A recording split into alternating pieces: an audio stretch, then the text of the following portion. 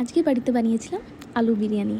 তো এখানে আমি আলু কটাকে ভেজে নিয়ে আদা রসুনের পেস্ট, লঙ্কার গুঁড়ো, হলুদ, 2 চামচ বিরিয়ানি মশলা, লাল লঙ্কার গুঁড়ো, ধনে জিরে গুঁড়ো আর নিয়েছিলাম পেঁয়াজের বেরেস্তা।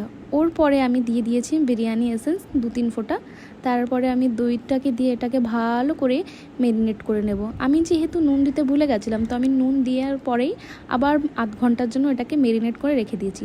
এপাশে আমি জলের মধ্যে গোটা গরম মশলা, নুন আর ঘি দিয়েছি আর চাল এটাকে 80% কুক হওয়া পর্যন্ত আমি এখানে যে মেরিনেট আলু ছিল সেটাকে আমি কষিয়ে নেব।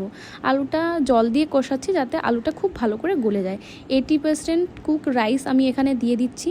তারপরে আমি পেঁয়াজের বেরেস্তা, ঘি, কেশর দুধ আর বিরিয়ানি মশলাটা দিয়ে এটাকে হালকা আছে দম দিতে রেখে দেব। এইভাবে বানিয়ে খেলে খুবই সুস্বাদু হবে। তো আমি এটাকে সার্ভ করেছিলাম আমার রায়তার সঙ্গে।